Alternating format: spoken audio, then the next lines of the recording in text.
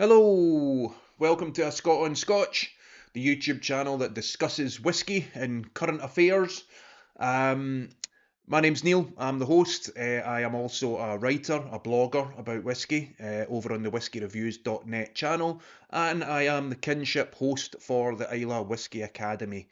In this wee video, I just thought I'd discuss some of the things I've seen in the news recently. There's been a few interesting articles and whatnot that have popped up, and a few sort of new releases that have caught my attention. Particularly Islay whiskies, actually. There's been a sort of wee spate of things that have come across my path. I noticed that Diageo are releasing a new Port Ellen, for example. I think there's two maybe. They're like 45-year-old whiskies with a price tag to match. I think they were £45,000 maybe. So it's just wee bit outside my budget there. Um, but you know, Port Ellen's never been something that I can particularly drink on a regular basis. So these are being released to sort of celebrate the reopening of the distillery, which I believe is due to happen at the end of March, so the end of next month. Nearly there. It's funny how time flies, you know, because I remember the news coming out that they were planning to reopen Port Ellen, and it's all of a sudden, here it is, it's ready to go, you know, the public are going to be let in the space of a month, all going well. Um, yeah, so, I mean, Isla's a funny place the now with the new distilleries, you know, it seems like every week somebody else wants to build a distillery there. And it's not always being welcomed by the locals, you know, the island's under so much pressure as it is, the infrastructure's creaking as it is, and I'm just not sure it needs more distilleries. I mean, it's great, you know, from a whiskey lover's point of view, it's brilliant. From an Islay whiskey lover's point of view, it's great. We're going to get to try all these new whiskies at some point in future. But I just don't know that the island needs it and can take it, to be honest. That said, with Port Ellen, I don't know that it had the same sort of feeling of hostility or skepticism, maybe is a better word, as some of the others. Because obviously Port Ellen was there before, so it sort of feels maybe a bit like something's being put back that shouldn't have been taken away in the first place, rather than newcomers coming in to add to the island's problems. Do you know what I mean? But yeah, it'll be really interesting to see how it goes. It'll be interesting to see what Diageo do with it, actually. I mean, for a while now, Port Ellen has been the luxury Islay brand for them, you know, the one that they charge a lot of money because it was all old whiskey from a closed distillery. And I can't necessarily see that suddenly changing, you know. So when the new whiskey is ready to be bottled at whatever age they choose, I remember hearing talk of them going to wait until it was 10 years old before bottling. I don't know what they'll decide to do with that, but to me, I can't see it suddenly coming out at an affordable price. You know, you just get the feeling they'll wait until it's 10 years old and put it out with a fairly pricey tag, kind of £150 or so. That would not surprise me in the least. But, you know, we'll see. I hope to be proved wrong on that. Like with any distillery, I don't mind them having their more premium offerings, but put something of decent quality out there for the likes of myself and other whiskey lovers who want to buy a bottle and drink it. We don't want to collect it. I don't want to put it up my shelf where it's going to collect dust. I want to drink it and share it and enjoy it. Um, so you need to make it affordable, and I hope that happens with Port Ellen, but I have my doubts, to be honest. Anyway, I can't wait. I can't wait to get in and see the distillery. You know, that'll be great to actually get in and see a working Port Ellen. Um, while on the subject of Islay, I did a tasting last week with the Scotch Malt Whisky Society and Laphroaig. It was Laphroaig night at the members' room in Glasgow. That was a lovely tasting, and I need to say thanks to Callum, my mate, who gave me a shout because he had a spare place, a spare ticket for it. So cheers, mate, much appreciated. It was Barry, the distillery manager, was over from Islay, and he took us through a tasting of 5 drams. All Laphroaigs, all cask strength, no SMWS bottlings for this one. They couldn't get a hold of any. That is how rare Laphroaig casks independently bottled are nowadays. So all distillery stuff, and Barry was very good in that he brought 3 cask samples over, so stuff that had never been bottled before, They were sort of components that would maybe go into the cask strength 10 and things like that, but stuff that's never actually been released to market before. So you felt like you were tasting special stuff, you know. And I have to say, I loved in the second half of the tasting, you know, we did 2 drams, then we had something to eat, and then we did 3 drams. And in the second half, Barry did a wee sort of quiz with us, gave us like multiple choice, and we'd to guess the vintage, the cask type, and the ABV, I think, of the drams. So for the 3 drams, you'd to guess that for each cask type, age, and ABV strength. So yeah, we sort of went into wee teams, and honestly, it was great fun. You know, I think our team came second, so I was quite pleased with that. I always find these blind tasting things, I don't think it matters. You know, it's a skill some people have, and for me, I'm always just happy. Like if at the end, I think my choices make a sort of sense. Do you know what I mean? Like if you like, for example, there was one that the first one I think was a quite an old bourbon cask, but there was a real fruitiness to it, and one of the options was a Sauvignon Blanc cask. So I think we opted for the Sauvignon Blanc cask, but I was torn between that and the bourbon. And it turned out it was the bourbon. But at the end, you know, you're kind of like, I don't care, because I could see why I was leaning towards the Sauvignon Blanc, because it was a really fruity bourbon cask. So I think that's all the fun, you know, it's educational. Who cares whether you get it right or not?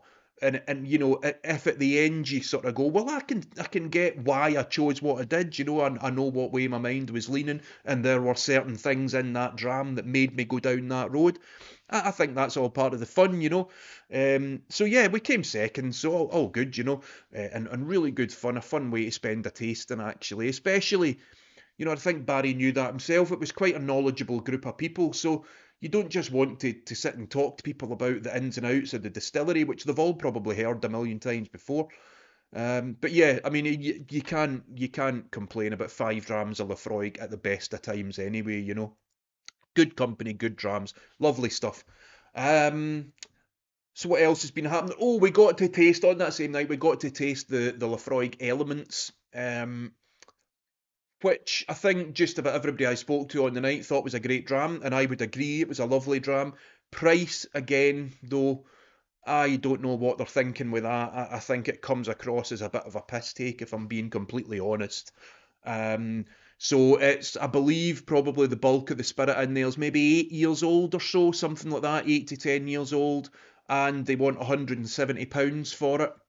And it's high ABV Laphroaig.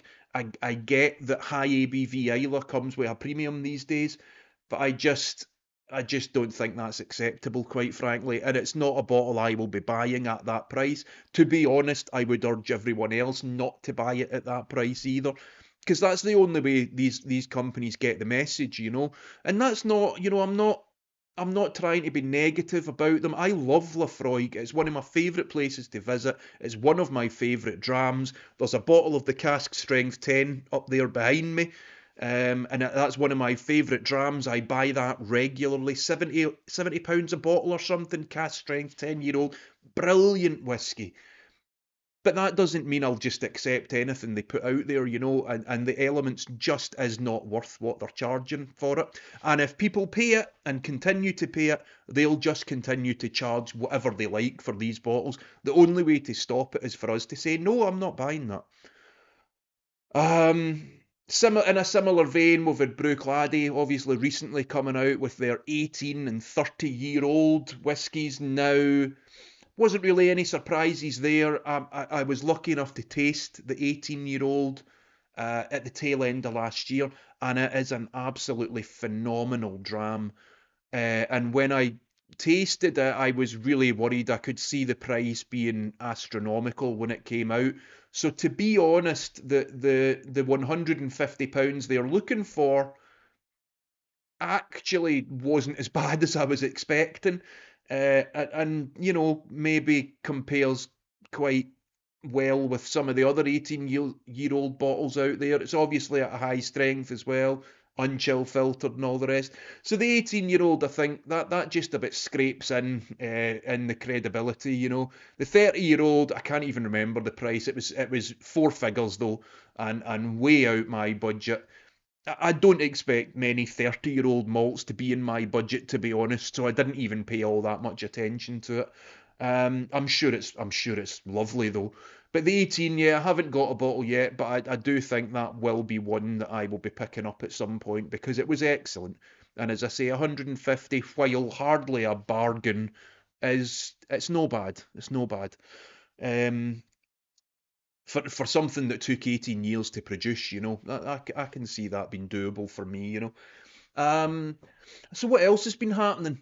There's a really interesting article in Forbes recently, written by Mark Littler, who's on YouTube, I believe. Um, it was about the top 10 most popular distilleries in Scotland. So, I mean, the headline was kind of clickbaity, which I think, you know, places like Forbes should be above that kind of thing, right? Because they should have a fairly good readership without feeling they have to resort to clickbait headlines.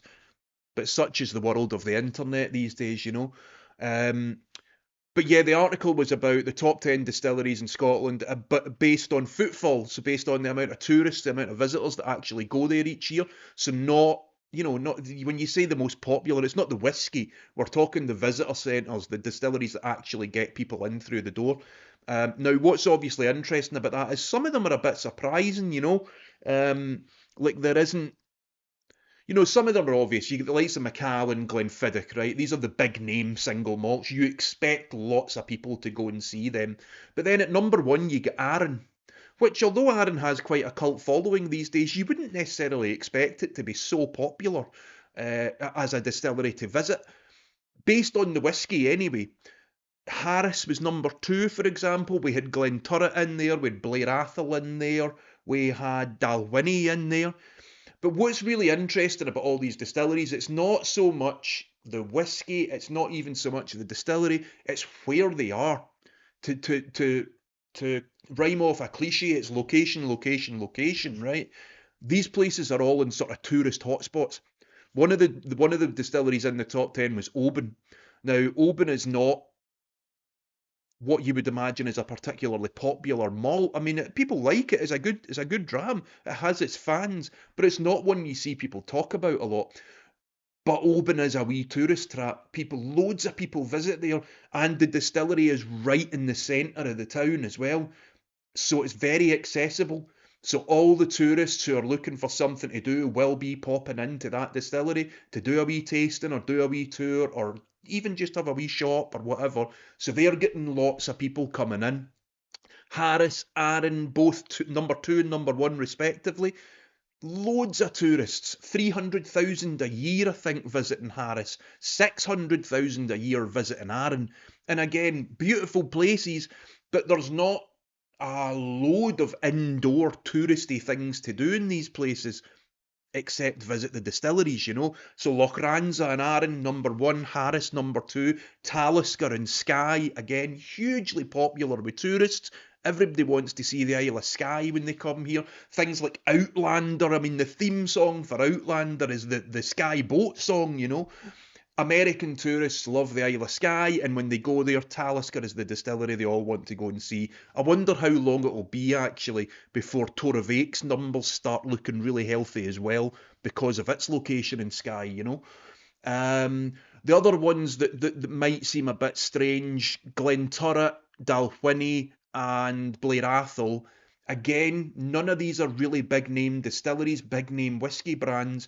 But when you look at where they are, they're all just off the A9, which is the main sort of road up from Edinburgh to Inverness. Now, Inverness, something like 7 million visitors a year. Edinburgh, God knows, it must be several times that.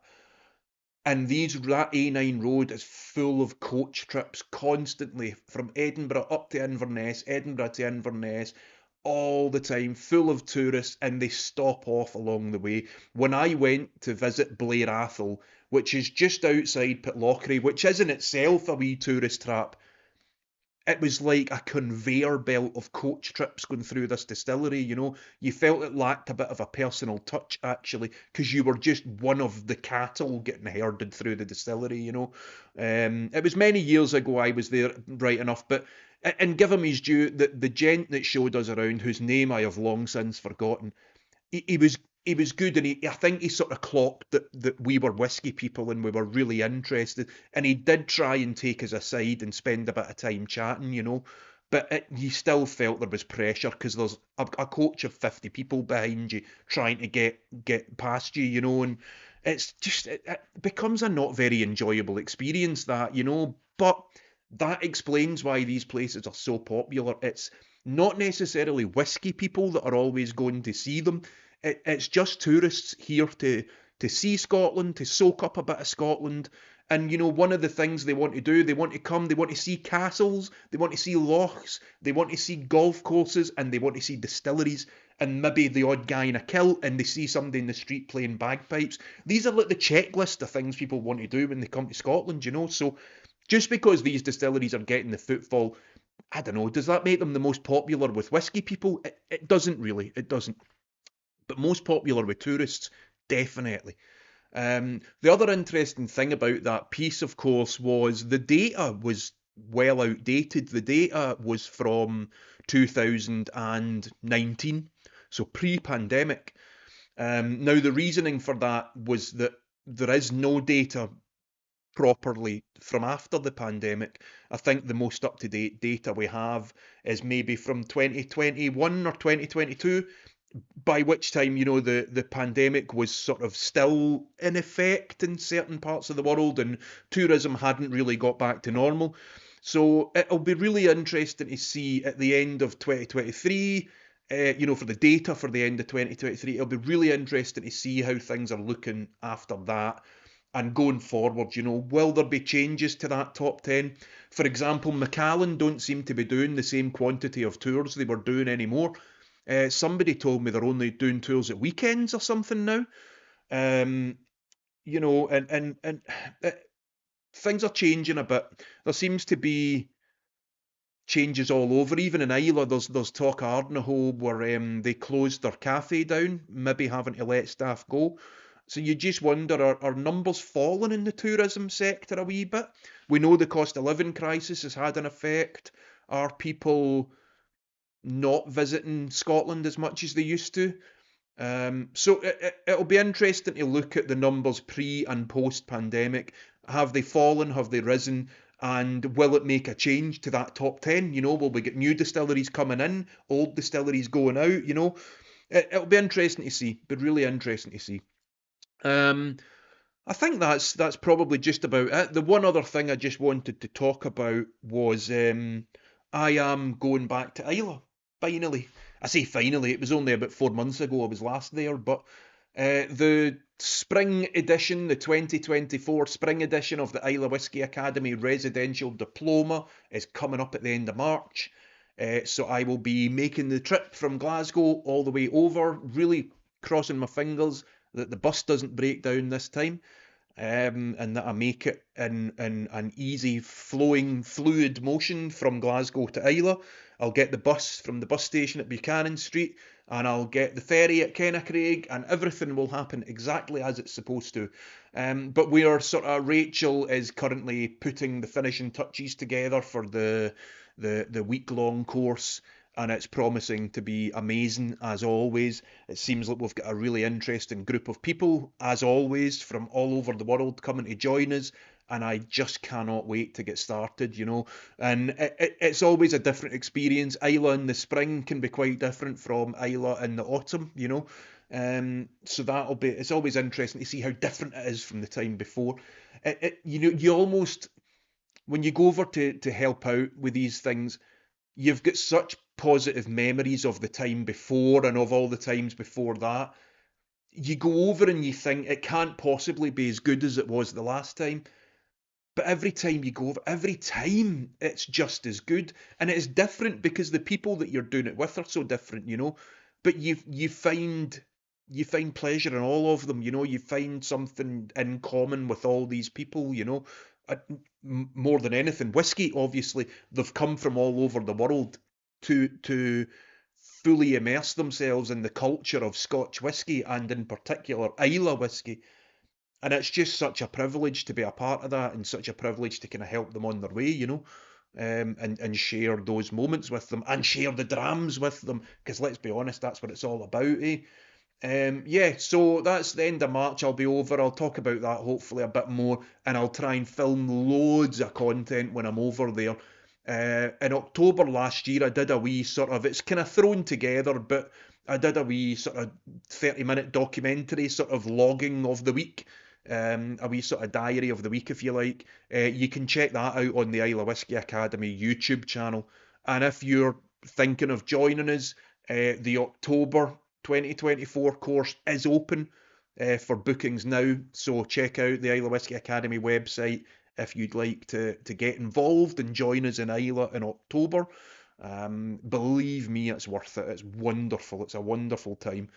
Yeah, so, oh, just one other thing about the Islay Whisky Academy. I have been writing profiles about the distilleries in Islay. And writing distillery profiles is sort of one of my favourite things to do. I've done it for a few different sort of people now, but finding a way to do it that sort of reflects the vibe of the Islay Whisky Academy has been so much fun. We don't just talk about where it is, we talk about the place and how the place affects the production of the whisky. When we talk about the history of the distillery, we talk about it through the people that have been involved and shaped it. And then we sort of end with a wee sort of curious, humorous tale maybe about Islay and about the distilleries. And, I just think it sort of chimes with the mentality of the Islay Whisky Academy, Great fun. And again, you can find them on the Islay Whisky Academy website. I've written 6 so far, and I'll be doing the rest over the coming weeks, Maybe throw in Jura eventually as well, You've got to include the neighbour as well. But yeah, so thank you for watching, as always. Please do leave comments if there's anything you'd like to add to what I've said today. Have you tried any of those new whiskies I mentioned? I'd love to know your thoughts. What do you think's going to happen with Port Ellen? Will we see a £50 unchill filtered Port Ellen out on the market in 5 years' time? Who knows? And yeah, if you've got any questions about the Islay Whisky Academy, anything like that, hit me up, drop me an email, add comments. Please subscribe if you haven't already, and you can hit the wee bell thing to be notified whenever I put new videos on. You can subscribe to my blog as well. It's where you get all my written reviews. That's on whiskyreviews.net. And you can find me on all the social media channels. So thanks for watching, everyone. I will be back soon, hopefully, with some more content. Until then, slange and cheers. See you later.